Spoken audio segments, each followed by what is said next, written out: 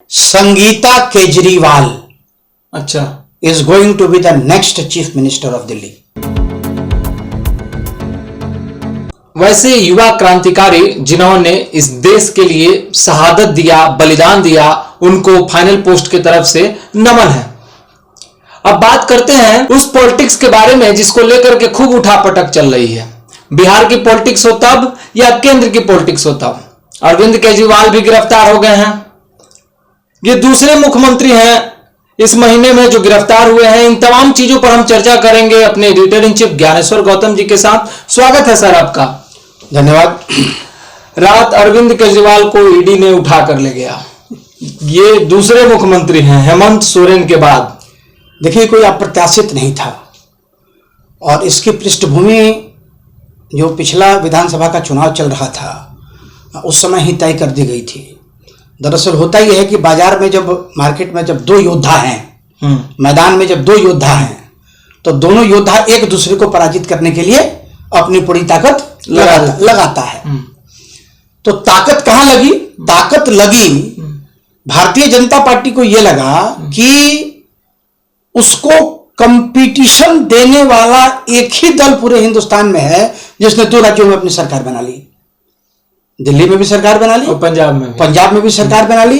गोवा में भी इसकी स्थिति धीरे धीरे, हालांकि वो शराब घोटाले की जो बातचीत चल रही है तो समय के गर्भ में है, कोर्ट तय करेगा कि कौन इसके लिए जिम्मेवार है, कौन जिम्मेवार नहीं है। लेकिन एक चीज बता दें कि ये तैयारी पहले से हो चुकी थी और पिछले दिनों ही भारतीय जनता पार्टी ने ये तय कर लिया था। ये प्रोग्राम भारतीय जनता पार्टी का बन चुका था। जो हमारे सूत्र बताते हैं, जो हमारी जो एजेंसी है उस एजेंसी बताती है, ये तय कर लिया गया था कि इसका कमर तोड़ना है अरविंद केजरीवाल का। आम आदमी पार्टी का, नॉट अरविंद केजरीवाल, आम आदमी पार्टी का कमर तोड़ना है। चूंकि भारतीय जनता पार्टी को भी लग रहा था कि इसको सबसे ज्यादा खतरा अगर किसी दल से है, क्योंकि अकेला है आम आदमी पार्टी पूरे हिंदुस्तान में ऐसी राजनीतिक पार्टी है, क्षेत्रीय पार्टी है जिसकी 2 स्टेट में सरकार है और धीरे धीरे इसके कदम आगे बढ़ रहे थे।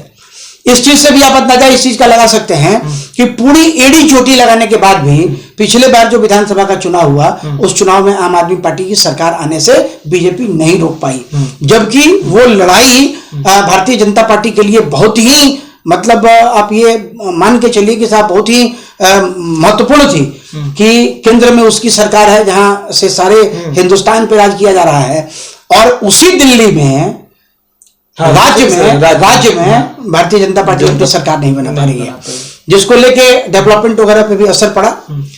तो कुल मिला के अगर आप देखेंगे तो ये पृष्ठभूमि पहले से तय की गई थी और ये उसी की कड़ी में हुआ। मतलब ये समझ लीजिए कि आम आदमी पार्टी की कमर तोड़ने जैसी है।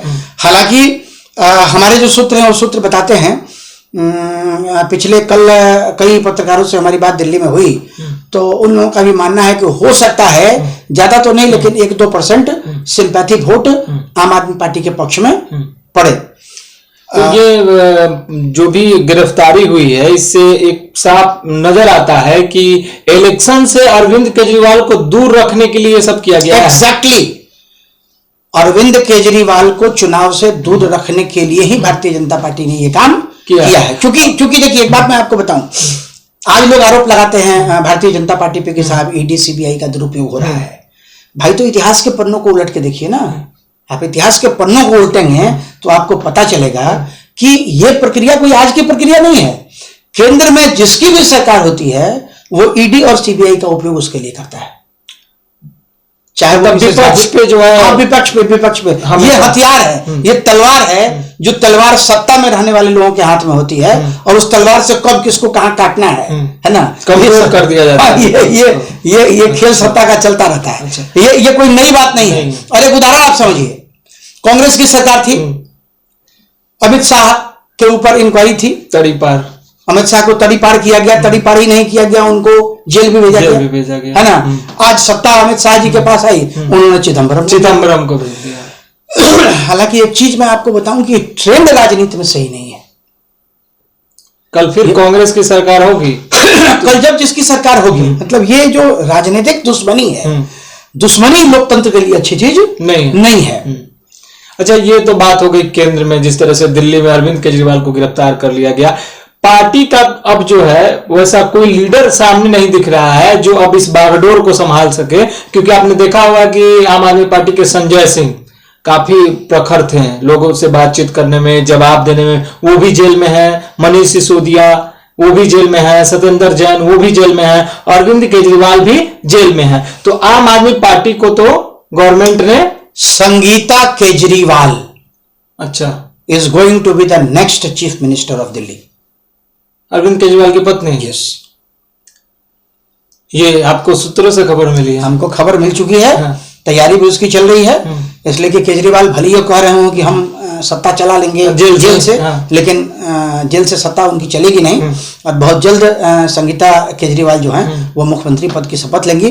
हालांकि वहाँ एमएलसी नहीं होता है, इसलिए 6 महीने के अंदर में उनको किसी न किसी विधानसभा से चुनाव लड़के सदन में जाना पड़ेगा। लेकिन संगीता केजरीवाल लगभग ये बातें तय हो चुकी हैं कि संगीता केजरीवाल दिल्ली की अगली मुख्यमंत्री होंगी। अब ये कहानी तो दिल्ली की हो गई, और आपने जैसा बताया कि सत्ता में बैठे लोग जो हैं विपक्ष को कमजोर करने के लिए ऐसा हथकंडा अपनाते हैं। बिहार में भी हो सकता है क्या? इलेक्शन में बहुत टाइम है। तेजस्वी यादव, लालू यादव उपयोग करके इनको भी अंदर करने का कुछ होने को तो हो सकता है, कभी भी कुछ भी हो सकता है। क्योंकि बिहार में आरजेडी ही एक ऐसी पार्टी है जिससे कमोबेश भाजपा को ये डर सताते रहता है कि ये हमारे बराबर की पार्टी है। देखिए, भारतीय जनता पार्टी की जो कूटनीति है उस कूटनीति के आगे आके महागठबंधन पूरे तरीके से विफल हो गया। अच्छा। पहला झटका इन्होंने नीतीश कुमार के रूप में दिया। नीतीश कुमार ने अपनी शर्तों पे एक बार फिर से बीजेपी में अपनी पैठ बढ़ा ली। हालांकि ये कितना उपयोगी हो पाएगा भारतीय जनता पार्टी के लिए, ये तो अभी समय के गर्भ में है। हालांकि अभी जो चीजें सब निकल के सामने आ रही है उसमें नीतीश फैक्टर, क्योंकि नीतीश जी की राजनीति को जितने दिनों से मैं जानता हूं, मैं ये जानता हूं कि उन्होंने अपने जिद के आगे सबको झुकाया है। बहुत ही सीजन्ड पॉलिटिशियन है, लेकिन जनता की नजर में मोनोटोनस जैसे हो गए हैं। 20 साल से लगातार उनका चेहरा देखते देखते अब लोग नीतीश जी को पसंद नहीं कर रहे हैं। जनाधार वाली जनाधार नहीं है। जितने भी लोगों से हम लोगों की बात होती है सभी यही कहते हैं कि भाई अब नीतीश जी को, है ना, हालत वही हो गई है जैसे राधा मोहन जी के बारे में मोतिहारी में लोग कहते हैं। राधा मोहन जी के बारे में लोग मोतिहारी में कहते हैं कि भाई ठीक है राधा मोहन जी, बाकी सब तो ठीक है, लेकिन इस बार अब कैंडिडेट बदल जाना चाहिए, है ना। तो माने आप ये मान के चलिए कि बिहार में भी जो महागठबंधन की लड़ाई होगी, क्योंकि इस बार पूरा का पूरा कंट्रोल लालू जी ने अपने हाथ में ले लिया। टिकट बांट रहे हैं बिना कांग्रेस के साथ समझौता हुआ। आप ये समझिए कि अभी जैसे कांग्रेस में पप्पू यादव ने कांग्रेस ज्वाइन कर लिया, तो बिहार के कांग्रेस के अध्यक्ष को इसकी जानकारी भी नहीं थी, और ये बताया जा रहा है नाराज भी हैं। हाँ, और नाराज भी हैं। तो होता यह है कि, और ये समझिए ये सारी भारतीय जनता पार्टी की कूटनीति है। अच्छा। वो विपक्ष को बहुत बुरे तरीके से तोड़ देता है, क्योंकि जो राजनीति है वो राजनीति विपक्ष को बहुत बुरे तरीके से तोड़ देता है।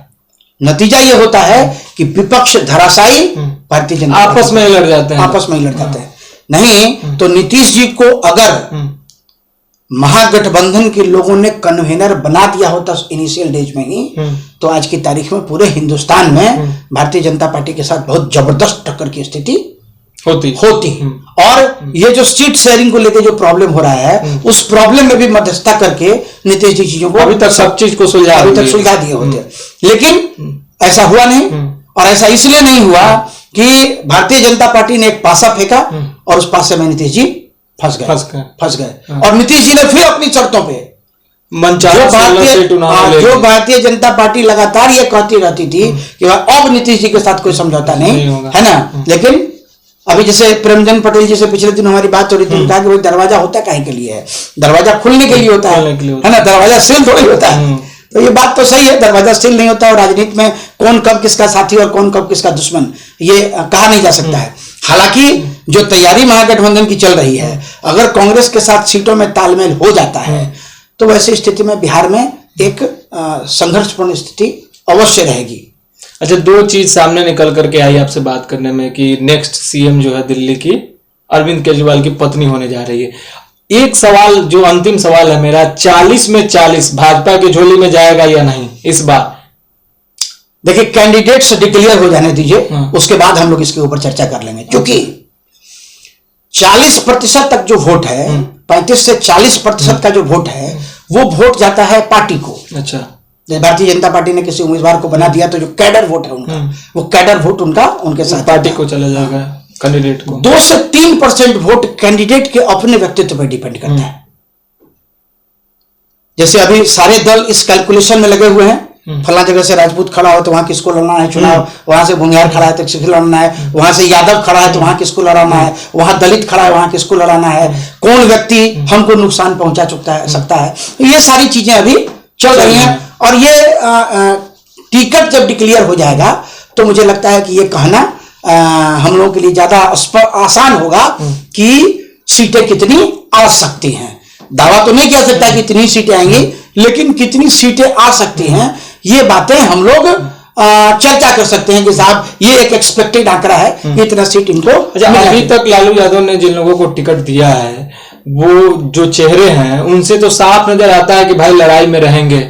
ऐसा नहीं है कि एकदम जो है बीजेपी का पलड़ा सबसे ज्यादा। देखिए, भूमिहारों के एक बहुत बड़े नेता को मारने की साजिश रची थी अशोक महतो ने, ठीक है। उसी केस में वो 15 साल तक जेल में थे। जेल से बाहर आए, आनंद फानंद में शादी की, और शादी करने के बाद उनकी पत्नी को टिकट दिया गया। इससे भूमिहार वर्ग में नाराजगी है, इससे भूमिहार वर्ग में नाराजगी है। तो कुल मिला के अगर आप देखिए तो मैं आपको बताऊं कि छोटे छोटे फैक्टर्स जो हैं वो फैक्टर्स भी बड़ा रूप न ले लें। इसलिए पहले टिकट डिक्लेयर हो जाने दीजिए, टिकट पहले पूरा तय हो जाता है, फिर उसके बाद हम लोग उसके ऊपर डिस्कशन करेंगे किसको कितनी सीटें आएंगी।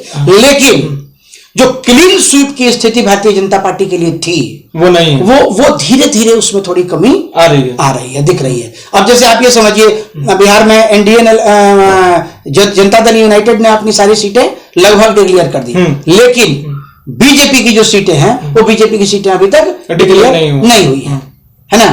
तो ये परेशानी है, ये कुछ स्थितियां हैं। मैंने थोड़ा एक आध 2 दिन के अंदर में जब सीटें अस्पष्ट हो जाती हैं तो उस पर हम लोग एनालिसिस, उसके बाद हम लोग उस पर एनालिसिस करेंगे। और मुझे लगता है कि जो एनालिसिस है, क्योंकि पूरे बिहार में जो हम लोगों के रिपोर्टर हैं वहां से जो जानकारियां हमको मिल रही हैं, है ना। जैसे आपको बता दें कि इस चुनाव में भीतरघात होने की बहुत प्रबल संभावना है। अच्छा, भारतीय जनता पार्टी से भी और जनता दल यूनाइटेड से भी। अब आप ये मान के चलिए कि नीतीश जी के साथ नीतीश जी के जो कैंडिडेट होंगे तो निश्चित तौर पे चिराग पासवान का जो वोटर है वो वोटर नीतीश जी के कैंडिडेट को वोट नहीं देगा। ये चिराग भारतीय जनता पार्टी में रहने के बावजूद, जी भारतीय जनता पार्टी का जहां कैंडिडेट होगा, जदयू का वोट भले भारतीय जनता पार्टी को चला जाए, लेकिन भारतीय जनता पार्टी का जो कैडर बेस वोट है वो वोट जेडीयू में ट्रांसफर होगा। तो बहुत बड़ा खुलासा कर रहे हैं। इसमें आप सब समझिए, इसमें परेशानी आप ये समझिए, पिछली बार चिराग पासवान के साथ समझौता नहीं हुआ। चिराग पासवान एनडीए का हिस्सा थे, भारतीय नीतीश जी भी एनडीए के पार्ट थे, बावजूद उसके चिराग ने क्या किया, चिराग ने जितने जदयू के उम्मीदवार थे अपने उम्मीदवार अपने उम्मीदवार उतार दिए। नतीजा ये हुआ कि नीतीश जी का जो स्ट्रेंथ था वो स्ट्रेंथ 70-75 से घट के 45 पे आ गया, है ना। तो वो जो अच्छा, दूसरी क्या है कि इस बीच में ये तलखी लगातार बरकरार रही है। तो जो माइंडसेट है वोटर्स का, है ना, वो माइंडसेट चुनाव के समय तक बदल जाएगा। ये थोड़ा पिछली बार एनडीए के साथ चिराग पासवान की नहीं बनी, वो नहीं है। इस बार तो एनडीए में है और नीतीश कुमार के साथ है, फिर भी ऐसा आपको दिख रहा है होते हुए कि चिराग पासवान के जो वोट है वो जदयू को नहीं जाएगा। जमीनी स्तर की बात यही है। आप किसी दलित वोटर से बात करें, किसी दलित नेता से बात करें, मतलब साथ रहने के बाद साथ रहने के बाद भीतरघात की बात होगी। हम आपको बता रहे हैं, देखिए वोट जैसे मान लीजिए जदयू का कैंडिडेट है, भारतीय जनता पार्टी का जो वोटर है, कैडर वोट है, वो वोट जदयू के उम्मीदवार के साथ शिफ्ट होगा, 100% नहीं होगा। इनका चिराग पासवान का जो वोटर है वो वोटर जदयू को वोट कर देगा 100%, ऐसा नहीं दिखता है, ऐसा नहीं हो सकता, ऐसा नहीं दिखता है। हालांकि जदयू का वोटर जो है वो बीजेपी में जा सकता है, चिराग का जो वोटर है वो बीजेपी में जा सकता है, लेकिन जेडीयू जो है यहाँ पे थोड़ी कमजोर। तो कहीं ना कहीं इस लोकसभा चुनाव होने के बाद जो रिजल्ट आएगा उसमें हम ये मान सकते हैं कि नीतीश कहीं ना कहीं कमजोर ही होते नजर देखिए आ रहे हैं। नीतीश जी अभी तक तो जो स्थिति हम लोगों ने देखी है पिछले 20 वर्षों में, नीतीश जी ने अपने सामने अपनी सारी चीजों को मनवाया है, सामने कोई भी व्यक्ति क्यों नहीं रहे, लेकिन अभी जनता में जो रिएक्शन दिख रहा है ना, जैसे नीतीश जी के बहुत सारे विधायक हैं, आप कई बार उनको फोन करें उनका फोन पिकअप नहीं होता है, जनता में भी आक्रोश है, जनता में भी आक्रोश है। और चाहे वो स्थानीय बड़े विधायक, पैमाने पे पार्टी में टूट की भी बड़े खबर चली। पैमाने पे पार्टी में टूट की, चूंकि क्या कि राजनीति करने वाले लोग जो उनकी महत्वाकांक्षा बहुत ज्यादा है, और उनकी महत्वाकांक्षा की पूर्ति अगर नहीं होती है तो वैसी स्थिति में वो पार्टी में क्यों रहेंगे? हाँ वो पार्टी में नहीं, पार्टी में रहना तो हो सकता है कि भाई आगे फिर विधानसभा चुनाव है, लेकिन उनकी कोशिश रहेगी कि साहब हमको नहीं दिया ना, हरवा दो इसको कैंडिडेट को। मतलब ये सब चीजें भी अभी फैक्टर हैं अभी इस हाँ चुनाव अभी में। अभी हाँ, और अभी चुनाव में, चूंकि अभी तो चुनाव का बिगुल बजा है, अभी तो शुरुआत हुई है, अभी तो कैंडिडेचर भी डिक्लेयर नहीं हुआ, तो कैंडिडेचर डिक्लेयर हो जाने दीजिए, उसके बाद फिर हम लोग उस पर चर्चा करेंगे। लेकिन अभी जो स्थिति दिख रही है वो स्थिति यही है। यही दिख रही है। चलिए बहुत बहुत धन्यवाद आपका। तो आपने देखा कि किस तरह से उधर अरविंद केजरीवाल की गिरफ्तारी हुई है और ये चीज सामने निकल करके आई है कि नेक्स्ट सीएम जो है उनकी पत्नी बनने जा रही है। वहीं बिहार में क्या कुछ होने वाला है, कौन सा वोट कहां ट्रांसफर हो रहा है, इन सब चीजों पर हमारे एडिटर इन चीफ ने बहुत ही बारीकी से सारी चीजों को स्पष्ट किया है। आगे क्या होता है उस पर हम आपको पूरी जानकारी देंगे। आप जुड़े रहिए हमारे साथ, देखते रहिए फाइनल पोस्ट। हमारे चैनल को लाइक सब्सक्राइब कर लीजिए और कमेंट में अपनी राय जरूर दीजिएगा। बहुत बहुत धन्यवाद। और एक बात और भी, हम अपने सभी दर्शकों को होली की शुभकामनाएं देते हैं और हम उम्मीद करते हैं कि ये जो होली है ये एक पावन त्योहार है और इसमें अपने सारे दुख दर्दों को भूलते हुए, सारी दुश्मनी को भूलते हुए, जितने भी आपके दोस्त हैं, मित्र हैं, उनको गले लगाइए, सौहार्दपूर्ण तरीके से होली हमारी शुभकामनाएं हैं। चलिए बहुत बहुत धन्यवाद। बने रहिए हमारे साथ, देखते रहिए फाइनल पोस्ट।